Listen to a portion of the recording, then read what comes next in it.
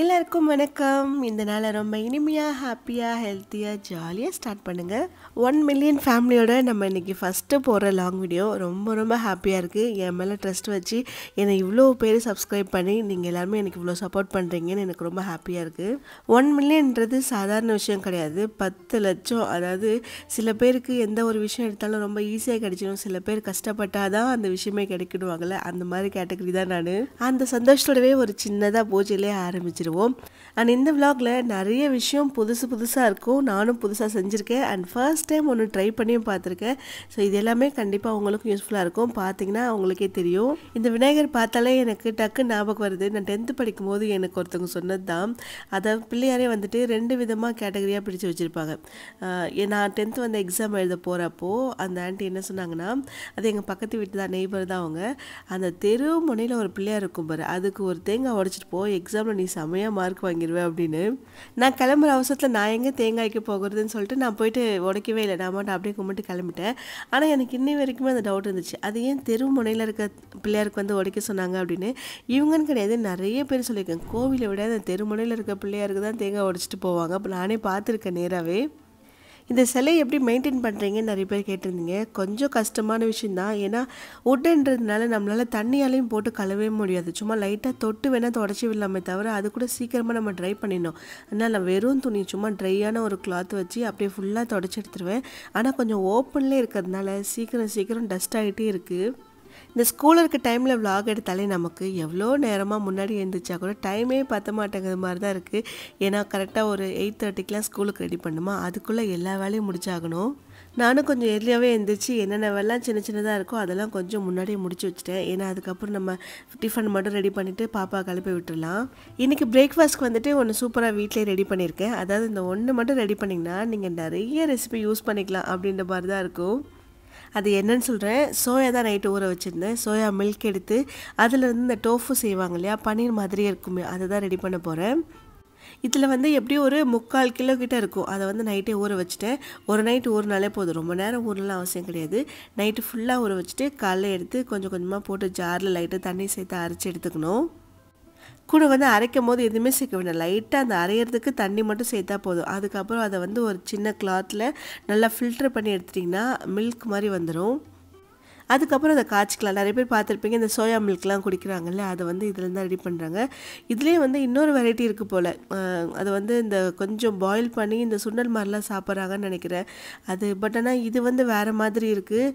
அதுவும் கொஞ்சம் வேறு மாதிரி தான் இருக்குது. ஏன்னா அது ஒரு டைம் நான் தெரியாமல் அரைச்சிட்டேன், அதுதானோ அப்படின்னு நினச்சிட்டு கடைசியில் அரைச்சிட்டு இந்த பால் மட்டும் எடுத்து காய்ச்சும் போது பார்த்தா ஒரு மாதிரி அப்படியே திக்காக ஆயிடுச்சு. அதாவது இந்த கூழ் மாதிரி சொல்லுவாங்கள்ல, அந்த மாதிரி ஆயிடுச்சு. ஸோ அதுக்கப்புறம் தான் ஓகே, அப்போ இந்த சோயாபீன் கிடையாதுன்னு சொல்லிட்டு எதில் வாங்கினேன்னா, எனக்கு லோக்கலில் கிடைக்கவே இல்லை, அமேசான் ஃப்ரெஷ்ஷில் தான் கிடச்சிது. ஸோ அதில் வந்து நான் ஆர்டர் பண்ணும்போது பார்த்தா அந்த சோயா அப்படியே டோட்டலாக வேறு மாதிரி இருந்தது. அதுக்கப்புறம் தான் வாங்கி நைட்டு ஊற வச்சேன். அதாவது டோஃபு வந்துட்டு கடையில் வாங்கினா கண்டிப்பாக கொஞ்சம் ரேட் ஜாஸ்தியாக இருக்க மாதிரி தான் இருக்கும். நீங்கள் சோயா வாங்கி ஊற வச்சு ரெடி பண்ணிங்கன்னா உங்களுக்கு வேலை வந்து கொஞ்சம், அதாவது நீங்கள் ஒரு 1/4 கிலோ ஊற வச்சாலே உங்களுக்கு ஒரு டோஃபு ஃபுல்லாக நீங்கள் எடுக்கலாம். அதாவது ஒரு ஸ்கொயர் ஃபுல்லாக எடுக்கலாம். ஸோ அந்தளவுக்கு சிம்பிளான வேலை தான், ஒன்றும் கிடையாது. அரைச்சி ஃபில்டர் பண்ணி காய்ச்சி போகிறோம், முடிஞ்சு. பட் சோயாபீனாக நீங்கள் வாங்கும்போது ரேட் ரொம்ப கம்மி. எப்படியும் அதில் நீங்கள் ஒரு 3 ஸ்கொயர் அளவுக்கு டோஃபு எடுத்துடலாம். ப்ரைஸ் வந்துட்டு ஒரு 125 120 அந்த மாதிரி ப்ரைஸ் ரேஞ்சில் தான் இருக்கும். அதான் பொதுவாக எனக்கு வந்துட்டு இந்த மாதிரி ஏதாச்சும் ஒரு விஷயம் பண்ணேன்னா ரொம்ப இன்ட்ரெஸ்ட்டாக செஞ்சிட்ருப்பேன். ஏன்னா அந்த ப்ராசஸ் வந்து ஒரு மாதிரி நல்லா இருக்குல்ல, அதை அரைச்சி மில்க் எடுத்து செய்கிறது அப்படின்னு ஒரு மாதிரி ஃபுல் சாட்டிஸ்ஃபேக்ஷனோடு இருக்கும் நமக்கு. ஃபில்டர் பண்ணிவிட்டு அந்த சக்கை மாதிரி எடுத்தோம்ல, எனக்கு தெரிஞ்சு அதில் தான் இந்த சோயா சங்க் செய்கிறாங்கன்னு நினச்சிட்ருக்கேன். ஏன்னா நானுமே 2-3 வீடியோஸ்லாம் பார்க்கலாம் அப்படின்னு ட்ரை பண்ணால் ஃபேக்ட்ரி வீடியோஸ் தான் வந்துச்சு. சரி, அதில் எப்படி செய்கிறாங்கன்னு நமக்கு தெரியல, பெரிய ப்ராசஸாக இருக்கும் போலன்னு சொல்லிட்டு தான் நான் அதை ட்ரை பண்ணலை. 3/4 கிலோவில் இவ்வளோ பால் வந்திருக்கு. எப்படியும் இது ஒரு 3 லிட்டர் கிட்ட இருக்குன்னு நினைக்கிறேன். ஸோ இதை வந்துட்டு 3 இல்லை ஒரு 2 கூட வச்சுக்கோங்களேன், அந்த மாதிரி இருக்கும். அதை அப்படியே ஒரு பாத்திரத்தில் ஊற்றிட்டு கொஞ்சம் லோ ஃப்ளேம்லேயே வச்சுட்டு லைட்டாக கிண்டிகிட்டே இருங்க, கொஞ்சம் அடி பிடிக்காமல் இருக்கிறதுக்கு. ஆஸ் யூஷுவல் நம்ம பன்னீர் எப்படி பண்ணுவோம், பாலில் வந்து கொஞ்சம் வினிகர் அப்படி இல்லைன்னா லெமன் ஜூஸ் ஊற்றுவோம்ல, சேம் ப்ராசஸ் தான். ஒரு 2 லெமன் கட் பண்ணி எடுத்திருக்கேன். ஸோ லைட்டாக பாயில் ஆகும். அந்த பாயில் ஆன டைமில் என்ன பண்ணுறீங்க, உங்களுக்கு குடிக்கணும்னு தோணுச்சுன்னா, ஒரு கப்பில் வந்து கொஞ்சமாக அந்த மில்க் எடுத்து ஊற்றுங்க. அப்படியே மில்க் மாதிரி தான் இருக்கும். பட் குடிக்கும்போது லைட்டாக, அதாவது ரொம்ப மைல்டாக கொஞ்சம் அந்த ஒரு அந்த பல்சஸ் மாதிரி இந்த ஸ்மெல் வரும்ல, அது வரும். கொஞ்சம் லைட்டாக கசப்பு தெரியும், ரொம்ப தெரியாது. அதுக்கு வந்து லைட்டாக நீங்கள் ஹனி சேர்த்துக்கலாம் கூட. உங்களுக்கே தெரியும், ரொம்ப அப்படியே சலசலன்னு கொதிக்கக்கூடாது. லைட்டாக அந்த பாயில் ஆன பதம் உங்களுக்கு தெரியும் பார்க்கும்போதே. ஸோ அந்த டைமில் நீங்கள் லெமன் ஜூஸ் ஊற்றிட்டிங்கன்னா அது அப்படியே ஃபுல்லாக அந்த மாதிரி கர்ட்லிங் ஆகிடும். செம்மையாக இருக்குல்ல. பட் பன்னீர் மாதிரி அப்படியே பியோர் ஒயிட்டாக இருக்காது. கொஞ்சம் லைட்டாக அந்த ஒயிட்லேருந்து கொஞ்சம் டல்லான மாதிரி எப்படி இருக்கும், அந்த கலர் மாதிரி தான் இருக்கும். இதை அப்படியே எடுத்து நம்ம பன்னீருக்குன்னு ஒரு பாக்ஸ் வச்சுருந்தோம் இல்லையா, ஸ்கொயர் பாக்ஸ் பன்னீர் மேக்கர் மாதிரி. ஸோ அதுலேயே வந்துட்டு சின்னதாக அந்த மஸ்லின் கிளாத் மாதிரி ஒன்று இருக்கும். அது வந்து ரொம்ப டிரான்ஸ்பரண்ட்டாக இருக்க மாதிரி இருக்கும். சீக்கிரமாக ஃபில்டர் ஆகும். அந்த கிளாத் யூஸ் பண்ணிக்கோங்க, ரொம்ப நல்லாயிருக்கும். அதை அப்படியே போட்டுட்டு இந்த மாதிரி கொஞ்சம் கரண்டியால் எடுத்து ஊற்றி அப்படியே கொஞ்சம் ஸ்ப்ரெட் பண்ணிக்கிட்டே இருங்க, நல்லா அழுத்தி விட்டு. அப்புறம் நாளாக மடித்து மேலே வந்து ஒரு வெயிட் வச்சு நல்லா ப்ரெஸ் பண்ணிட்டிங்கன்னா அதில் இருக்க தண்ணி ஃபுல்லாக போயிடும். அதே மாதிரி டோஃபும் சூப்பராக ரெடி ஆகிடும். ரொம்ப சிம்பிள், அதே சமயம் நல்ல ஒரு ஹை ப்ரோட்டீனான ஒரு ரெசிபி இது. ஸோ நம்ம பசங்களுக்கு கூட கொடுக்கலாம் செஞ்சு. இது வந்து ஸ்டோர் பண்ணியே வச்சுக்கலாம். எனக்கு தெரிஞ்சு மேக்ஸிமம் ஒரு 5 days வச்சுக்கோங்களேன், அது மேலே வேண்டாம். ஸோ உங்களுக்கு வீக் டேஸில் வந்துட்டு ரொம்ப பிஸியாக இருக்கும், நமக்கு வந்து மற்ற வேலை முடிக்கிறதுக்கே கரெக்டாக இருக்க டைம், இதில் எங்கே நம்ம இதெல்லாம் செஞ்சு வைக்கிறதுன்னு யோசிச்சிங்கன்னா வீக்கெண்ட் மாதிரி எடுத்துக்கோங்க. சாட்டர்டே சண்டேலாம் என்ன பண்ணுறீங்கன்னா ஃப்ரீயாக இருக்க டைமில் ஒரு ஈவினிங் டைமில் இதை வந்து ரெடி பண்ணி ஸ்டோர் பண்ணி வச்சுக்கோங்க. கொஞ்சம் ஆற வச்சுட்டு ஸ்டோர் பண்ணி வச்சிட்டிங்கன்னா உங்களுக்கு மீன்வேல் இந்த வீக் டேஸில் ஏதாச்சும் ரெசிபி பண்ணணும் அப்படின்னும் போது டக்குன்னு எடுத்து நீங்கள் சமைச்சிக்கலாம். செம்மையாக வந்திருக்குல்ல. பட் பன்னீர் மாதிரி ரொம்ப அப்படியே அழுத்தும் போது செம்ம சாஃப்டெல்லாம் இருக்காது, லைட்டாக கொஞ்சம் ஹார்ட்னஸ் இருக்கும். ஆனால் சாப்பிடும்போது தெரியாது, செஞ்சதுக்கப்புறம் அது சாப்பிடும்போது சுத்தமாக தெரியாது. அந்த டேஸ்ட் வைஸ் எதுவுமே ரொம்ப சூப்பராக இருக்கும். இதை வந்து நான் 3 ஸ்கொயராகவே எடுத்துருக்கலாம்.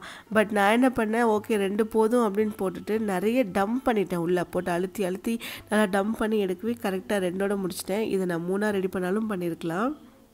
ஓகே, நெக்ஸ்ட் டைம் கண்டிப்பாக ட்ரை பண்ணுங்கள். லோக்கலில் கிடச்சிதுன்னா பெஸ்ட்டு. பட் அது வந்து எந்த மாதிரி பல்சஸ்ன்னு பார்த்துக்கோங்க. அந்த சோயா இல்லைன்னா நீங்கள் அமேசான் ஃப்ரெஷ்ஷில் கூட வாங்கிக்கலாம். ட்ரை பண்ணிவிட்டு கண்டிப்பாக எனக்கு கமெண்ட்டில் ஷேர் பண்ணணும். ஸோ சோயா மில்கில் வந்துட்டு கொஞ்சம் லைட்டாக கசப்பு தெரியும்னு சொன்னோம்ல, அதுக்காக லைட்டாக ஹனி சேர்த்துக்கலாம். அது டோட்டலாக உங்களோட விருப்பம். ஒரு படம் ஒன்று இருக்குது, நான் வந்துட்டு அது எனக்கு எப்போ படித்த ஞாபகம் கிடையாது. பட் அந்த சீன் மட்டும் ஞாபகம் இருக்குது. கமல் சாரோட படம் தான். த்ரிஷா மேம் கூட இருப்பாங்க நினைக்கிறேன். ஆமாம், அந்த படத்தில் தான் வந்து ஃபர்ஸ்ட் டைம் நான் சோயா மில்க் பார்த்தேன். அப்போ கொஞ்சம் சின்ன வயசு தான். அப்போ அதாவது அவருக்கு ஒரு சன் இருப்பான், சின்ன பையன். டக்குன்னு ஒரு பேக்கடு ஒரு மில்க் எடுத்து ஒரு கிளாஸில் ஊற்றி குடிப்பான். என்னது சோயா மில்க், இந்த அவனுக்கு சோயா மில்க் ரெடியாக இருக்குது அப்படின்னு சொல்லும்போது, என்ன சோயா மில்க் அது அப்படின்னு தான் யோசித்தேன். அப்போல்லாம் நிஜமாக தெரியாது, இது என்னதுன்னு கூட சுத்தமாக தெரியாது.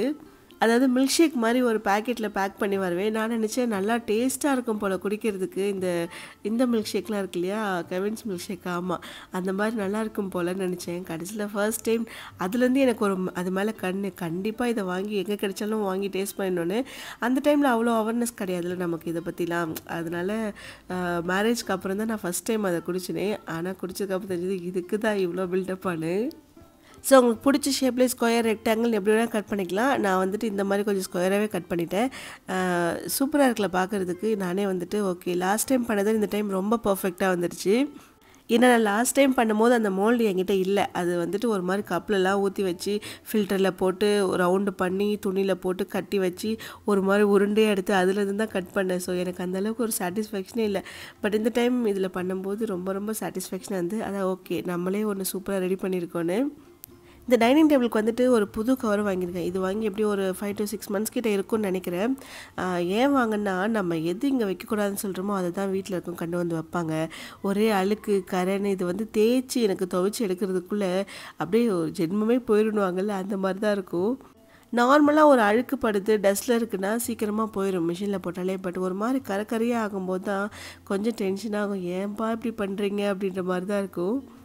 பெட்டுக்கு வந்துட்டு எப்படியும் 2 பெட் கவர் வச்சுருப்போம்ல, ஒன்று துவைக்க போட்டால் இன்னொன்று யூஸ் பண்ணிக்கலான்னு. அந்த மாதிரி தான் நினச்சிட்டு இதுக்கும் ஒன்று எக்ஸ்ட்ரா வாங்கியிருக்கேன். லாஸ்ட் டைம் இதை வாங்கும்போதே நான் கொஞ்சம் புத்தி இல்லாமல் அந்த எலாஸ்டிக் இல்லாமல் வாங்கிட்டேன். மேலே வந்து டபுள் டேப் போட்டு தான் ஒட்டி வச்சுருந்தேன். நான் சும்மா துணி இதுக்கு அதுக்கு ஓடிட்டே இருந்தது. ஸோ அடியில் வந்து லைட்டாக டபுள் டேப் போட்டு ஒட்டிட்டேன். பட் இந்த டைம் வாங்கினது வந்துட்டு டேபிள் கவரே வந்து எலாஸ்டிக் தான். அதனால் இப்படி எப்படி ஆடாது, எப்படி வேணாலும் வச்சு இழுத்துக்கலாம் அப்படின்ற ஒரு நம்பிக்கையில் தான் வாங்கியிருக்கேன். போட்டு பார்ப்போம் கரெக்டாக ஃபிட்டாக இருக்கான்னு. ஏன்னா சைஸ் வந்துட்டு வரவே இல்லை, அந்த டைமென்ஷன்லாம் கொடுத்துருப்பாங்கல்ல. ஸோ நான் வந்து பொதுவாக ஒரு ஸ்கொயர் டேபிள் தான் சொல்லிட்டு வாங்கினேன். பட் ஓகே, கரெக்டாக ஃபிட் ஆகிடுச்சு. இந்த லிங்க் வேணா கமெண்ட்டில் கேளுங்க, கண்டிப்பாக நான் டிஸ்கிரிப்ஷன்லேயே ஆட் பண்ணிடுறேன். பிக்சராக பார்க்கும்போது ரொம்ப லைட்டாக இருக்க மாதிரி தான் இருந்தது. கலர் ஓகேவாக இருக்குமா, ஏன்னா நம்ம ரொம்ப கலர்ஃபுல்லாக போட்டுட்டு கொஞ்சம் டல்லாக இருக்குமோன்னு நினச்சேன். பட் போட்டதும் ஒரு மாதிரி நல்லாவே செட்டலாக சூப்பராக இருந்தது. பொதுவாகவே வந்து இந்த நெகட்டிவிட்டி தான் எல்லோரும் ரொம்ப லைக் பண்ணி இன்ட்ரெஸ்ட்டாக பார்க்குறாங்க, இன்ட்ரெஸ்ட்டாக கேட்குறாங்க. ஏன் அது எல்லாருக்குமே அப்படி தான் தோணும். ஏன்னா பாசிட்டிவாக ஒரு விஷயம் ஒருத்தவங்க பேசுகிறாங்க அப்படின்னா, அட போங்கப்பா இதான் எல்லாருமே சொல்கிறீங்க அப்படின்னு. பட் இதுவே ஒரு விஷயம் நெகட்டிவாக நடக்குதுன்னா ரொம்ப இன்ட்ரெஸ்ட்டாக கேட்போம். இது ஏன் நான் சொல்கிறேன்னா, நிறைய பேர் வந்து யூடியூப் பற்றி டிப்ஸ் கேட்டிருந்தீங்க. 1 மில்லியன் வந்துட்டீங்க, ஏதாச்சும் ஒரு டிப்ஸ் கொடுங்க, எங்கள் எல்லாருக்குமே யூஸ்ஃபுல்லாக இருக்கும் அப்படின்னு. அதுக்கு எனக்கு தெரிஞ்ச ஒரு விஷயம் வந்துட்டு நான் தான் சொல்கிறேன், நிறைய பேர் இந்த நெகட்டிவாக ரொம்ப லைக் பண்ண ஆரம்பிச்சிட்டாங்க. நீங்கள் வந்து ஒரு கிரிஞ்சாக ஒரு வீடியோஸோ இல்லை நெகட்டிவாக ஏதாச்சும் ஒரு ஸ்ப்ரெட் பண்ணுற மாதிரியோ பண்ணிங்கன்னா வீடியோ வந்துட்டு செம்ம ரீச் இருக்கும். ஏன்னா மெயினாக அதுக்கு வர கமெண்ட்ஸ் நீங்கள் நெகட்டிவாக ஒன்று போடும்போது அதுக்கு அப்போஸ் பண்ணுற மாதிரி நிறைய வரலாம், சப்போர்ட் பண்ணுற மாதிரி நிறைய வரலாம். ஸோ எப்படி வருதுன்றதே போட்டதுக்கப்புறம் தான் தெரியும் நமக்கு. பட் போடும்போதே தெரியும், ஓகே இந்த கண்டென்ட் பண்ணலாமா வேணாமான்னு. பட் இந்த மாதிரி ஏதாச்சும் போட்டால் தான் வீடியோஸ் வந்து ஓடும் அப்படின்னு சில பேர் நினச்சிட்டு அப்லோட் பண்ணும்போது அதெல்லாம் வந்துட்டு கொஞ்ச நாளைக்கு தான், அதாவது ரொம்ப நாளைக்கு வந்துட்டு போகாதுன்னு வச்சுக்கோங்களேன். கொஞ்ச நாள் அப்படியே போகும், அந்த ஒரு ஃபயர் இருக்குன்னு சொல்லுவாங்க, அந்த ஹீட்லேயே அப்படியே ஓடிடும். அதுக்கப்புறம் அப்படியே கொஞ்சம் டவுன் ஆகிடும். அதே மாதிரி கிரிஞ்சாக ஏதாச்சும் ஒரு வீடியோ பண்ணலாம், அது மூலிமா நல்லா கொஞ்சம் ஹிட் ஆகிடும் அப்படின்னு நினச்சிங்கன்னா கூட அந்த டைமில் ஓடுற ஒரு ட்ரெண்டில் மட்டும்தான் அது இருக்குமே தவிர, மற்றபடி கொஞ்ச நாள்லேயே அதுவுமே அப்படி டவுன் ஆகிடும். அதாவது எனக்கு தெரிஞ்ச ஒரு சின்ன டிப் சொல்கிறேன். நம்ம ஒரு வீடியோ பண்ணுறோம், ஒரு விஷயத்தை நம்ம ரெடி பண்ணுறோம் அப்படின்னா அந்த கண்டென்ட் நம்ம 2-3 வருஷம் கழித்து பார்த்தா கூட ஃப்ரெஷ்ஷாகவே தெரியணும். ஸோ அந்த மாதிரி ஒரு கண்டென்ட்டாக இருக்கணும். என்னோடது அப்படி இருக்கான்னு தெரியல, பட் நானும் அதுக்கு தான் ட்ரை பண்ணிகிட்டே இருக்கேன். கண்டிப்பாக இன்னும் 2 வருஷம் கழித்து பார்த்தா கூட நம்மளது புதுசாகவும் இருக்கணும், ஃப்ரெஷ்ஷாக தெரியணும். அதாவது ஓகே நிறைய யூஸ்ஃபுல்லாக இருக்குது இந்த வீடியோவில் அப்படின்ற மாதிரி ஒரு விஷயம் இருக்கணும். அதுக்காக தான் நானுமே ட்ரை பண்ணிகிட்ருக்கேன். அண்ட் இன்னொரு விஷயம், மேல் இன்ஃப்ளூயன்சருக்கு கிடைக்கிற சப்போர்ட் மாதிரி விமன் இன்ஃப்ளூயன்சருக்கு கொஞ்சம் கம்மி தான் அந்த சப்போர்ட்டு. ஏன்னா இப்போது பசங்கள்லாம் பண்ணும்போது எவ்வளோ நாளும் இறங்கி வேலை செய்வாங்க. ஸோ என்ன வேணாலும் பண்ணுவாங்க, ஃபுட் பிளாகராக இருக்கட்டும், வாட் எவர் என்ன வேணாலும் அவங்க பண்ணுவாங்க. பட் நம்ம வந்துட்டு ஒரு மேரிட் விமன், ஒரு ஹவுஸ் ஒய்ஃப் ஒரு விஷயத்தை நம்ம பண்ணுறோம் அப்படின்னும் போது ஸோ அதுக்கேற்ற மாதிரி தான் நம்ம பண்ணணும். ஏன்னா நமக்கு பின்னாடி பெரிய சிக்கல்கள் இருக்கும், அது எல்லாத்தையுமே நம்ம யோசித்து தான் ஒரு வீடியோ மேக் பண்ணணும். ஸோ இதெல்லாம் வந்துட்டு எனக்கு தோன்றது, என்னோடய ரூல்ஸ் சொல்லுவோம்ல, ஸோ இதெல்லாம் வந்துட்டு நம்ம மீறக்கூடாது இந்த ரூல்ஸ் அப்படின்னு சொல்லிட்டு அதெல்லாம் நான் ஃபாலோ பண்ணுறது. உங்களுக்கு இது யூஸ்ஃபுல்லாக இருந்துச்சுன்னா நீங்கள் கண்டிப்பாக இந்த மாதிரி ஃபாலோ பண்ணலாம். இல்லை நமக்கு வந்துட்டு இதெல்லாம் செட் ஆகாது, நமக்கு வேறு மாதிரி செட் ஆகும் அப்படின்னா நீங்கள் தாராளமாக எப்படி தோணுதோ உங்களுக்கு ஏற்ற மாதிரி ஃபாலோ பண்ணிக்கலாம். டோஃபு வந்து டேரெக்டாக கிரேவியில் ஆட் பண்ணாலும் பண்ணலாம், ஆர்எல்ஸ் நீங்கள் லைட்டாக தவாவில் பட்டர் போட்டு நம்ம பன்னீர்லாம் ரோஸ்ட் பண்ணுவோம் இல்லையா, அந்த மாதிரி ஒரு 4 சைடும் திருப்பி போட்டு ரோஸ்ட் பண்ணிவிட்டு அதுக்கப்புறம் சேர்த்தாலும் நல்லா தான் இருக்கும். அப்படியே கிரேவிலாம் ரெடி பண்ணி முடிச்சுட்டு இதுக்கு வந்துட்டு சப்பாத்தி தான் ரெடி பண்ணேன். நம்மளோட ஸ்பைசி சமையலில் ரெடி பண்ணுற மல்டி சீட் சப்பாத்தி மிக்ஸ் தான் இன்றைக்கி ரெடி பண்ண போகிறேன்.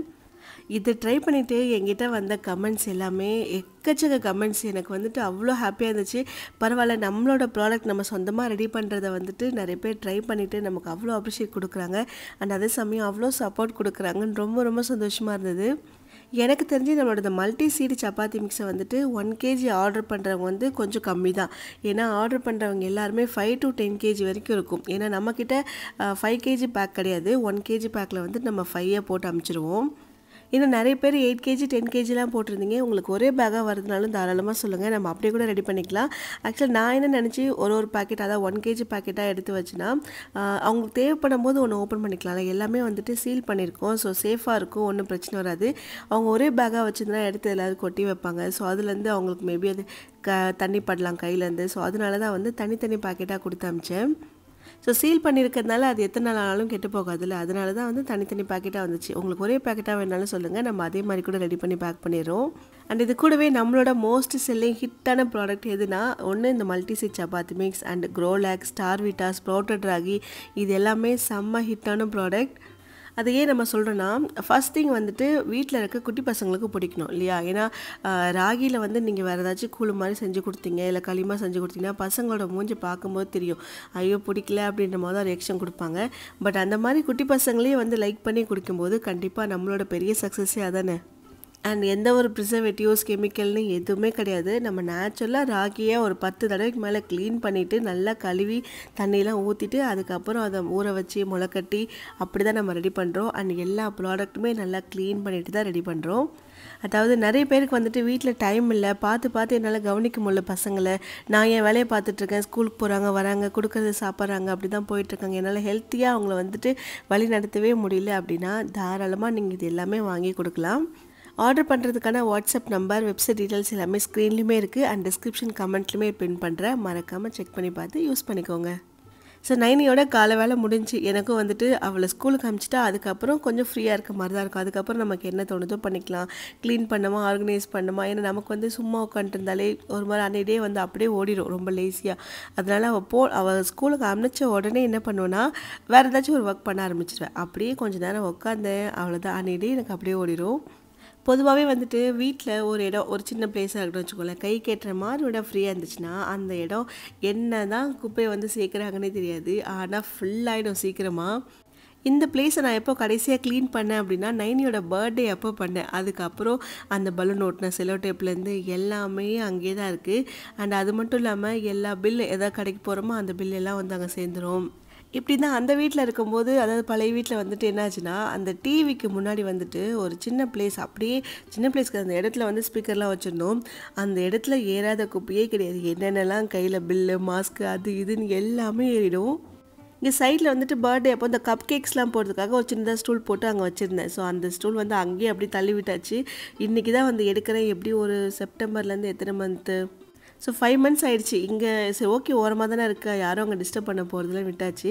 ஆனால் அந்த ஸ்டூலில் தலைனா கீழே இன்னும் இவ்வளோ ஒட்டடை, இவ்வளோ டஸ்ட்டு. ஆனால் வீடெல்லாம் பார்க்க நமக்கு வந்து நீட்டாக இருக்க மாதிரியே தான் இருக்கும். ஆனால் அது ஒரு திங்ஸ் எடுத்துகிட்டு பார்க்கும்போது தான் தெரியுது அங்கே எவ்வளோ குப்பை இருக்குன்னு. இந்த இடத்துக்கு ஒரு புது திங்ஸ் வரப்போகுது, அது என்னன்றதை நான் கொஞ்சம் நேரத்தில் காமிக்கிறேன். ஸோ இன்றைக்கி வந்துட்டு ஒரு மாதிரி கிரேவிங், ஒரு நாள் ஒரு மாதிரி கிரேவிங் இருக்கும். ஒரு நாள் வந்துட்டு இல்லை இதெல்லாம் எதுவுமே வேணாம், ஒன்லி ஹெல்த்தி ஃபுட் அப்படின்னு தோணும்ல. இன்றைக்கி வந்துட்டு அப்படியே ஆப்போசிட்டாக இன்றைக்கி வந்து கண்டிப்பாக பீஸா சாப்பிட்டே ஆகணும் அப்படின்ற மாதிரி ஒரு சின்ன கிரேவிங். வெஜ் பீஸா தான், நான்வெஜ் கிடையாது. நான் பண்ண ஒரு மிஸ்டேக் வந்துட்டு இதில் கொஞ்சம் திருத்திருக்கேன். அது என்னன்றது சொல்கிறேன். மேபி நெக்ஸ்ட் டைம் நீங்கள் பீஸா பண்ணும்போது கண்டிப்பாக அந்த மாதிரி ட்ரை பண்ணி பாருங்கள். நான் சேர்த்தது வந்து இன்றைக்கி இன்ஸ்டன்ட் ஈஸ் தான். அது வந்துட்டு ஒரு நார்மல் வாட்டரில் ஒரு 150 ml இருக்குன்னு வச்சுக்கோங்களேன். அதில் வந்துட்டு 175 கூட இருக்கும். ஒரு டேபிள் ஸ்பூன் அளவு ஈஸ்ட்டு சேர்த்துட்டு கொஞ்சமாக சுகர் போட்டுட்டு லைட்டாக மிக்ஸ் பண்ணிவிட்டு அப்படியே வச்சுட்டேன். அது ரொம்ப நேரம்லாம் வைக்கல, அப்படியே மிக்ஸ் பண்ணிவிட்டு 200 கிராம் இருக்கும். ஆமாம், 200 கிராம் மைதா கூட அப்படியே சேர்த்துட்டு லைட்டாக உப்பு போட்டுட்டு நல்லா பிசைஞ்சு எடுத்துகிட்டேன். இந்த டோ கூடவே ஒரு டேபிள் ஸ்பூன் அளவு பட்டர் சேர்த்துட்டு நல்லா பசஞ்சு எடுத்துக்கோங்க. இது வந்து நல்லா கொஞ்சம் ப்ரூஃபிங் ஆகட்டும். ஒரு 40 மினிட்ஸ் இல்லை 35 to 40 மினிட்ஸ் கரெக்டாக இருக்கும்னு நினைக்கிறேன். அதுக்குள்ளவே நல்லா ப்ரூஃப் ஆகிடும். அப்படியே கொஞ்சம் ரேப் பண்ணி வச்சுருங்க, நல்லா சூப்பராக ரைஸ் ஆகி வரட்டும். இது வரைக்கும் நான் கோதுமையில் ட்ரை பண்ணதே இல்லை. இதுக்கப்புறம் ஒரு நாளாச்சும் கண்டிப்பாக ஃப்ரீயாக இருக்கும்போது ட்ரை பண்ணிவிட்டு நல்லா வந்துச்சுன்னா தான் அது நான் வீடியோவாக எடுப்பேன். நல்லா வரல, சும்மா என்னால் ஃபேக்காக வந்துட்டு சூப்பராக இருக்குது அப்படின்லாம் போய் சொல்லி நம்மளால் எடுக்க முடியாது. அதனால் ஒரு டைம் ஃப்ரீயாக இருக்கும்போது ட்ரை பண்ணிவிட்டு வேணால் இன்னொரு நாள் அந்த வீடியோவாக எடுக்கிறேன். இந்த மாதிரி கிரேவிங் வரும்போது நம்ம எப்போயாச்சும் ரெடி பண்ணி சாப்பிட்டுக்கலாம், தப்பே கிடையாது. நம்ம என்ன ஒரு 200 கிராம் போட்டோமா மைதா, அதில் வந்துட்டு ஒரு பீஸ் தான் நம்ம சாப்பிட போகிறோம் இல்லையா? ஸோ அதனால் அது ஒன்றும் பிரச்சனை ஆகாதுன்னு நினைக்கிறேன். மேபி உங்களுக்கு அப்படி தோணுச்சுன்னா ஓகே. பட் நீங்கள் வந்து ரொம்ப இல்லை எனக்கு இது வேண்டாம், நான் கோதுமையில் தான் ட்ரை பண்ணுவேன்னா கொஞ்சம் வெயிட் பண்ணுங்கள், நான் அதை ட்ரை பண்ணிகிட்டே சொல்லிடுறேன். இந்த ஆர்கனைசர் பாக்ஸ் தான் நான் இப்போ புதுசாக வாங்கினேன். ஆனால் இப்போல்லாம் வர ஆர்கனைசர் பாக்ஸ் வந்துட்டு நல்லாவே இருக்குது. இது எனக்கு தெரிஞ்சு நான் ஒரு 3 வாங்கிட்டு நினைக்கிறேன். ஏன்னா நமக்கு சும்மாலாம் வாங்கல, நமக்கு தேவை. அதனால் வந்துட்டு அந்த இடத்துல நம்ம கண்டிப்பாக அந்த இடத்துல வச்சே ஆகணும் அப்படின்னு தோணுது. ஸோ அதனால் வாங்கினது எல்லாமே நல்லா தான் இருக்குது இது வரைக்கும். ஏன்னா நம்ம தான் இந்த வீட்டில் இருக்கோம், முழு நேரமும் இருக்கிறது நம்ம தான். ஸோ நமக்கு வந்துட்டு எது எங்கே இருக்கணும், எது எப்படி மாற்றி வைக்கணுன்றது எல்லாமே நமக்கு தான் தெரியும். அண்ட் அதே சமயம் நமக்கு வீட்டில் ஒரு மாதிரி பீஸ்ஃபுல்லாக இருக்கணும் அப்படின்னா வீடு வந்துட்டு கொஞ்சம் நீட்டாக இருக்கணும். அப்போ தான் நமக்கு வந்துட்டு நிம்மதியாக இருக்கும். அதாவது வீடு வந்து ஒரு மாதிரி கலைஞ்சி அங்கங்கே திங்ஸ்லாம் கந்துச்சுன்னா சீரியஸாக டென்ஷன் தான் ஆகும். அப்போ வந்து நமக்கு என்ன தோணும், இன்னும் நமக்கு லேசியாக தான் ஆகும். போக எதுவுமே செய்ய வேண்டாம், அப்படியே இருக்கட்டும், நம்ம எவ்வளோ பண்ணாலும் இப்படி எல்லாத்தையும் கழிச்சு போட்டே இருக்காங்க, நம்ம எது செய்யணும் அப்படின்ற மாதிரி தான் தோணும். ஸோ இந்த டைம் வந்துட்டு ஸ்ட்ரிக்டாக சொல்லிட்டேன். அதாவது ஒவ்வொரு ஆர்கனைசர் பாக்ஸ் வாங்கும்போதுமே ஸ்ட்ரிக்டாக சொல்லிட்டேன். நைனிக்குன்னு ஒன்று வாங்கினேன். அதாவது அவளோட புக்ஸு, அவளோட இந்த ஸ்டேஷ்னரிஸ் எல்லாமே வைக்கிறதுக்கு தனியாக ஒன்று வாங்கி கொடுத்துட்டேன். அதே மாதிரி எனக்கு வந்துட்டு இந்த பேக்கிங் திங்ஸ்லாம் மட்டும் தனியாக வைக்கிறதுக்கு ஒன்று வாங்கிட்டேன். ஸோ இது வந்துட்டு எதுக்குன்னா, நார்மலாக நம்ம யூஸ் பண்ணுறோம்ல ஏதாச்சும் சிரப்பு, இந்த அயன் சிரப்லாம் இருக்குது வீட்டில். அண்ட் அதே சமயம் ஏதோ இந்த எமர்ஜென்சிக்கு டேப்லெட்ஸ்லாம் வச்சுருப்போம்ல, பேராசிட்டமல். ஸோ அந்த மாதிரி திங்ஸு ஒரு மெடிசன் பாக்ஸ் மாதிரி வச்சுக்கோங்களேன். அது அப்புறம் வந்து எங்கேயாச்சும் வெளில போய்ட்டு வந்து அந்த பில்லாம் கலெக்ட் பண்ணி வைப்போம். ஸோ அந்த பில் வைக்கிறதுக்கு ஒரு ரேக்கு. ஸோ இந்த மாதிரி ஒவ்வொன்றுத்துக்கும் தனித்தனியாக டிவைட் பண்ணிட்டேன். அப்புறம் முக்கியமாக வந்து ஹஸ்பண்ட் அடிக்கடி யூஸ் பண்ண இந்த டூல்ஸ், இந்த டெஸ்டர், அப்புறம் செல்லோ டேப், அதில் நிறைய திங்ஸ் வச்சுருப்பார்ல. ஸோ அதெல்லாம் வந்துட்டு எப்படின்னா யூஸ் பண்ணிவிட்டு எங்கேயாச்சும் வச்சுருவார். இல்லை சம்டைம்ஸ் என்கிட்ட கொடுத்தாரு, நானுமே எங்கே வைக்கிறேன்னு தெரியாது, மறந்து போயிடுவேன். ஆனால் கேட்டால் கொடுக்கவே இல்லைன்னு சொல்லுவேன். ஏன்னா திரும்ப அது நீ அவங்ககிட்ட தான் கொடுத்தேன் அப்படின்னு ஒரு பிரச்சனை வரும்ல. அதில் நான்லாம் வாங்கவே இல்லை அப்படின்ற மாதிரி சொல்லிவிடுவேன். ஈவன் அவருமே எங்கேயாச்சும் எடுத்தாருன்னா கண்டிப்பாக எங்கே வைக்கிறான்னு அவருக்குமே தெரியாது. ஏதாச்சும் ஒரு இடத்துல இருக்கும். அதனால் எல்லாத்தையுமே கலெக்ட் பண்ணி அதுக்கு ஒரு பாக்ஸ்ன்னு சொல்லிட்டு தனித்தனியாக டிவைட் பண்ணிட்டேன். ஸோ இதுக்கப்புறம் இது இங்கே தான் இருக்கும், தேவைப்பட்டுச்சுன்னா இங்கேயே எடுத்து வந்து யூஸ் பண்ணிவிட்டு இதிலே போட்டுருங்க அப்படின்னு சொல்லியிருக்கேன். ஸோ நீட்டாக இந்த இடத்த வந்துட்டு அரேஞ்ச் பண்ணிட்டேன். பட் இன்னும் எத்தனை நாளைக்கு இது இப்படியே இருக்குன்னு எனக்கு நிஜமாக தெரியாது. இன்னும் ஒரு 5 months கழிச்சு காமிக்கிறேன் அந்த இடத்துல என்னென்னலாம் கலெக்ட் ஆகி வச்சுருக்குன்னு. இன்றைக்கி ஒன்று நான் புதுசாக செய்ய போகிறேன். ஃபர்ஸ்ட் டைம் இப்போ தான் இத்தனை வருஷத்தில் சாப்பிட்ருக்கேன். ஒரே டைம் வந்து கடையில் வாங்கி சாப்பிட்ருக்கேன். ஆனால் வீட்டில் செஞ்சதே கிடையாது. செய்கிறதுக்கு வந்துட்டு ரொம்ப இன்ட்ரெஸ்டிங்காக இருந்துச்சு. சரி ஓகே, எனக்குமே ஒரு எக்ஸைட்மெண்ட் தான், எப்படி வரப்போகுதுன்னு தெரியல, நம்ம வேறு வீட்டில் ட்ரை பண்ணுறோம் அப்படின்னு. மக்ரூன் தான் செய்ய போகிறேன், தூத்துக்குடி மக்ரூன். ஸோ கரெக்டான ப்ரொனன்சியேஷன் தான் நினைக்கிறேன். அதாவது நான் இது எப்படியோ செய்கிறாங்கன்னு நினச்சேன். பட் இதை பற்றி நான் தெரிஞ்சுக்கணும்னு நினைக்கவே இல்லை. நமக்கு ஏதாச்சும் ஒரு ரெசிபி ஒன்று ட்ரை பண்ணுறோம் அப்படின்னா ஒரு இன்ட்ரெஸ்ட்டாக இருக்குல்ல, புதுசாக ஒரு விஷயத்தை நம்ம பண்ணுறோம். ஸோ அதே இன்ட்ரெஸ்ட் தான் எனக்கு. பட் இத்தனை நாள் நான் வந்துட்டு அது எப்படி செய்கிறாங்க கூட நோட் பண்ணதே கிடையாது. பட் அதாவது எனக்கு என்ன ஒரு இன்ட்ரெஸ்ட்னால், இந்த பேக்கிங், அதாவது ஓடிஜியில் என்னென்னலாம் பண்ண முடியுமோ எல்லாத்தையுமே ஒன்ஸ் இன் லைஃப் டைம் ஆச்சு ட்ரை பண்ணி பார்த்துடணும் அப்படின்ற ஒரு ஆசை தான். நான் ஒரு 60 கிராம் அளவு முந்திரி எடுத்திருக்கேன். அதை வந்துட்டு நல்லா ரோஸ்ட் பண்ணிவிட்டு இந்த மாதிரி உடச்சி எடுத்துக்கணும். நீங்கள் ஜாரில் போட்டு அரைச்சிங்கன்னா ஒரு பல்ஸ் கொடுத்து எடுத்தால் கூட அது ஒரு மாதிரி பொடியாக போகிறத விட லைட்டாக கொஞ்சம் ஆயில் விட்ட மாதிரி ஆகிடும். ஸோ அந்த மாதிரி நமக்கு செட் ஆகுது. இந்த மாதிரி நல்லா பளபளன்னு பொடியாக இருக்கணும். அண்ட் இன்னொரு டாஸ்க் வந்துட்டு எக்கோட ஒயிட் மட்டும் எடுக்கணும். ஸோ எல்லோ வந்து லைட்டாக கூட உடஞ்சி அதில் சேர்ந்துடக்கூடாது. வெறும் ஒயிட் மட்டும் எடுத்துக்கோங்க. நான் ஒரு 3 எக் ஒயிட் மட்டும் எடுத்திருக்கேன். ரொம்ப ரொம்ப சிம்பிள் தான். பட் கொஞ்சம் டைம் எடுக்கும் அது பேக் ஆகிறது மட்டும். நான் ஒரு 3 எடுத்துகிட்டேன்னா இதை வந்துட்டு லைட்டாக ஸ்டாண்ட் மிக்சர் வச்சோ இல்லைனா நீங்கள் கையில் இருக்க அந்த பிளெண்டர் யூஸ் பண்ணியோ லைட்டாக ஃபஸ்ட் அடிச்சுக்கோங்க. இது கூடவே வந்துட்டு ஒரு 1/2 கப் இருக்கும், ஒரு 110 ml இருக்கும் சுகர், ஒயிட் சுகர் வந்துட்டு பவுடர் பண்ணி சேர்த்துக்கோங்க. பவுடர் பண்ணும்போது என்ன பண்ணுறீங்கன்னா அந்த சுகர் கூடவே ஒரு 2-3 ட்ராப்ஸ் வெனிலா எக்ஸ்ட்ராக்ட் சேர்த்துக்கோங்க. அதுக்கப்புறம் நீங்கள் பவுடர் பண்ணிட்டீங்கன்னா அந்த ஓல்டில் மக்ரூன்லேயுமே வந்துட்டு அந்த வெனிலா ஃப்ளேவரோட சூப்பராக இருக்கும். ஸ்டாண்ட் மிக்சர் ஆன் பண்ணிவிட்டு நீங்கள் வந்து கொஞ்சம் கொஞ்சமாக அப்படியே மீன்வெல் சேர்த்துக்கிட்டே இருங்க இந்த பவுடர் சுகரை. அப்படியே ஒரு மாதிரி நல்ல அந்த ஸ்டிக் பிக் சொல்லுவாங்கள்ல, அந்த மாதிரி ஒரு கன்சிஸ்டன்சியில் வந்துடும். நம்ம அந்த விப்பிங் க்ரீம்லாம் ரெடி பண்ணுவோம்ல, அந்த மாதிரி எடுக்கும் போது அப்படியே அந்த ஸ்டிக் பிக்ஸில் நிற்கும். அது கொஞ்சம் கூட ட்ராப்பாக சொட்டக்கூடாது. ஸோ அப்படி இருந்துச்சுன்னா கண்டிப்பாக வராது. ஸோ இந்த அளவுக்கு நல்லா க்ரீமியான ஒரு கன்சிஸ்டன்சியில் சூப்பராக ரெடி ஆகிடுச்சுல. எனக்கே ஃபஸ்ட் டைம் பண்ணுறேன்னா ஒரு மாதிரி ஈகராக தான் இருந்தது, எப்படி இருக்குமோ. ஆனால் நான் எதிர்பார்க்கவே இல்லை இந்த மாதிரி எனக்கு கண்டிப்பாக வந்துடும்னு. பட் புதுசாக ஒன்று ட்ரை பண்ணுறோன்னு போது நம்ம எவ்வளோ பார்த்து பார்த்து பண்ணுவோம்ல, அந்த மாதிரி தான் இதிலே வந்துட்டு நம்ம உடச்சி வச்சுருந்தோம் இல்லையா, அந்த கேஷ்யூ நட் எல்லாத்தையுமே சேர்த்துக்கோங்க. சேர்த்துட்டு நல்லா ஒரு கட் அண்ட் ஃபோல்ட் மெத்தட்லையோ இல்லை சம்மாரி எப்படி வேணாலும் நல்லா போட்டு மிக்ஸ் பண்ணி எடுத்துக்கோங்க. ஸோ இதை வந்துட்டு என்ன பண்ண போகிறோன்னா பைப்பிங் பேக்கில் போட்டு அப்படியே வந்துட்டு அழகாக அந்த மக்ரூன் மாதிரி ஷேப்பில் போட போகிறோம். ஆனால் இங்கே தான் எனக்கே வச்சுக்கிட்டு ஆப்பு மாதிரி ஆகிடுச்சு.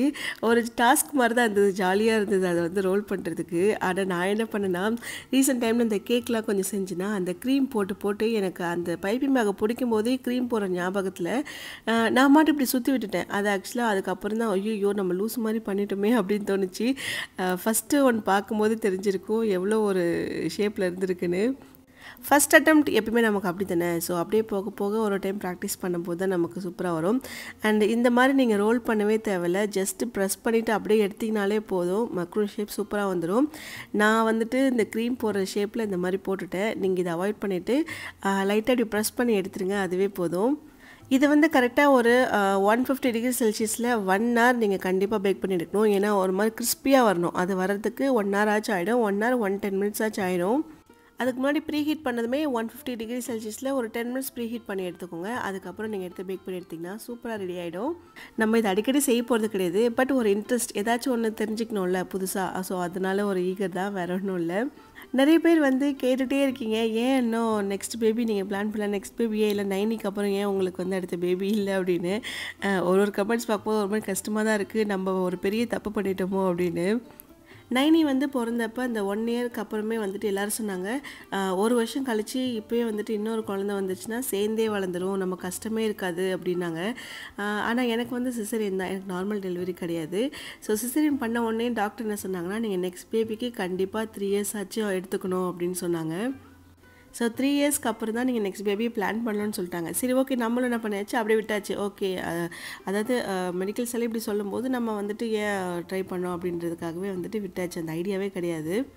ஸோ நைனி வந்துட்டு 18ல் பிறந்தா. 2018ல் பிறந்த உடனே 19ல் வந்துட்டு இது போட்டாங்க, கோவிட் வந்துருச்சு.